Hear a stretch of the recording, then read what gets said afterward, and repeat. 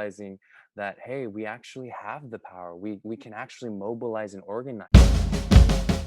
So, first, we wanted to welcome you. It's amazing to have you here with us. This is our first virtual installment of Pizza in Politics. So, unfortunately, we obviously don't have pizza, but we just wanted to start off and ask you, how do you feel about pineapple pizza? Pineapple pizza. I used to be a huge fan, and then I ate it too much that I started avoiding pineapple pizza. And I actually haven't tried it since. So I would love to try it. Just to start off, can you speak about your political experience and talk a little about what inspired you to get into the field of public service and run for Congress? Um, I was serving as neighborhood council board member, but then what got me very involved and in my community locally and organizing was because of this young gentleman who I had campaigned for in 2018. His name was Kenneth Mejia. He actually ran for the same seat that I ran for the election prior.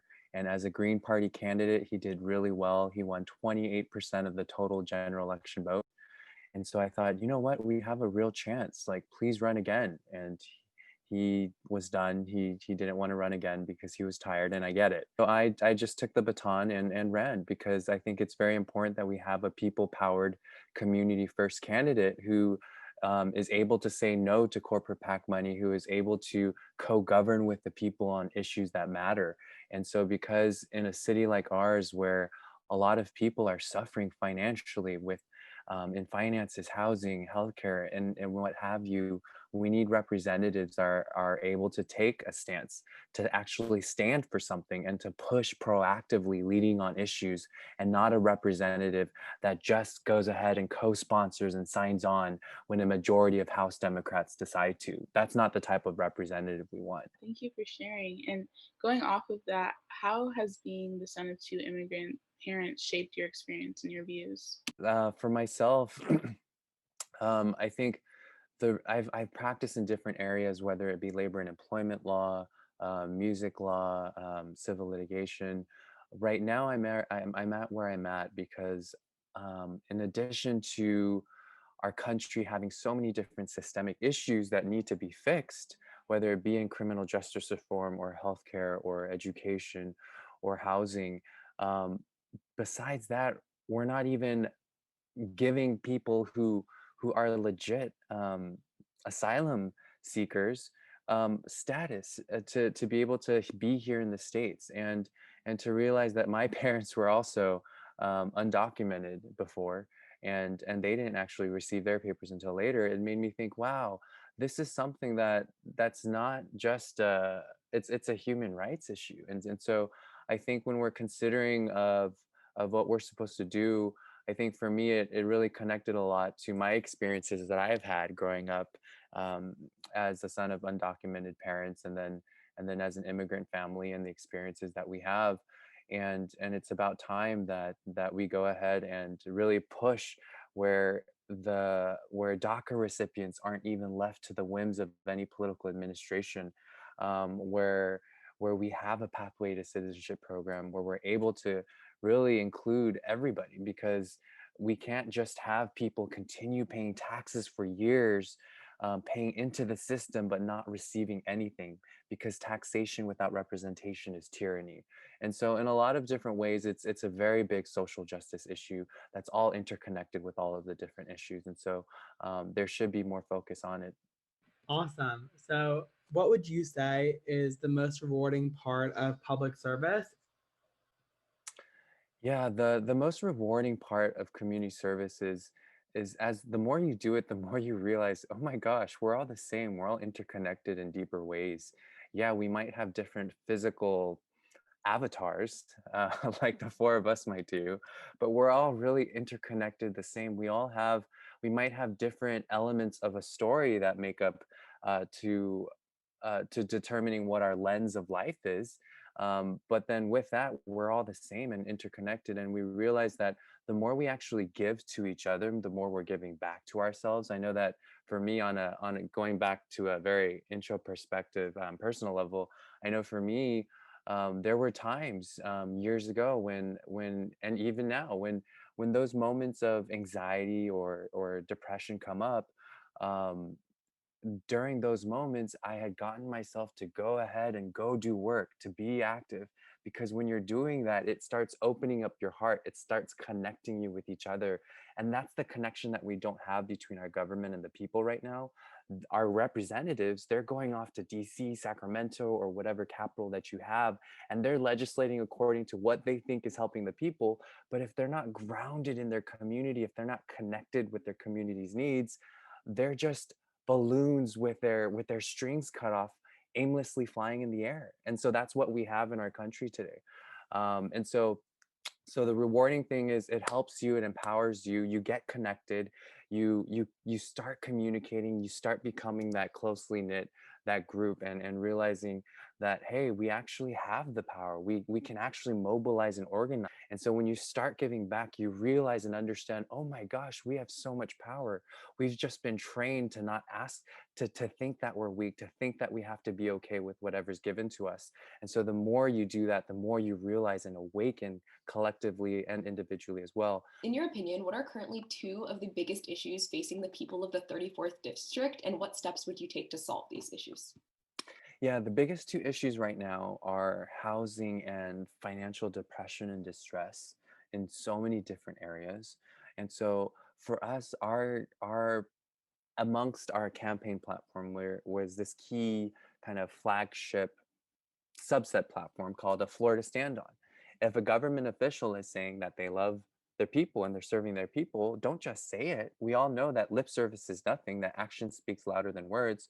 And so when you're saying you love your mom, your dad, your brother, your sister, your boyfriend, girlfriend, husband, wife, what have, whichever beloved person have you, you're it's not just saying it in words, it's always supported by something in action. And so when a government official is saying that, you need to give your constituents a floor to stand on. If the main primary function of the government is to serve the people, so give them a floor to stand on. And so in our floor to stand on was a UBI, a homes guarantee, Medicare for all, a Green New Deal, reforming immigration, a clear pathway to citizenship, having clean campaign finance, and then responsive representation bill. And unfortunately, those were the things that, and especially the last one that I wanted to author once going into Congress. And I'll probably just hit up some other representative and have them do it. But in the sense of housing, we need to have a homes guarantee, something that Representative Ilhan Omar is pushing and has been pushing. I mean, right now she's continuing to push for rent and mortgage cancellation because it's needed. But prior to the pandemic, we had $70 billion in public housing that needs to be fixed and has not been fixed. That's institutionalized racism, because two-thirds of our people that live in federal housing are Black and brown. And then we have, out of the 40 plus million renting households, about half of them, 20 plus million, are paying more than a third of their income. 13 plus million are paying more than half of their income. And so, what are you doing? And so, for a district like ours, we are the 12th poorest congressional district out of 435, where the average rent for a one-bedroom apartment is $2,000, but the per capita is in your low 20s. And so how do you survive on that? And so it's all very interconnected with housing, with financial distress. And it's not to say that one answer is the end all solution to everything, because it's not. We need to do everything together. We need to do a UBI. We need to do a Medicare for all. We need to do a homes guarantee. We need to do all of this together integratively and push forward as a platform. And so in that way, that's how we can really help our community live, and CD34 live. And so for housing, a homes guarantee, for financial distress, we need to start with UBI. And of course, I'm for raising the minimum wage. But right now, to cut out the bureaucracy, to cut out everything else, at least let's start giving the people the UBI. And so our campaign actually selected individuals and families to participate in LA's first basic income trial, where we selected participants who lost at least 30% to 50% of their income in comparison to their average June, I think it was May, June, uh, July monthly incomes, as opposed to their November, December, January prior to the pandemic. And they were able to apply and get it. And so we've gotten our survey responses. A lot of them were able to go ahead and go learn another skill. A lot of them were able to pay the immediate bills that they were late for. A lot of them were able to put food in the fridge. And that's the majority. And so, and then that's just kind of on a practical level. When you ask them on an emotional and mental level, how did you feel? The responses that we got, wow, they felt empowered to do anything. They really felt motivated and inspired to really go out there. And so if you're not doing that for the people, what are you doing? And so yeah, so going with that, financial distress and housing is something that our leaders really need to start addressing on a local and national level. So we really appreciate you being here and taking your time out of your busy schedule to talk to us. Why do you think students should take the time out of their busy schedules to learn about the government? Because it's going to be too late if you don't do it now.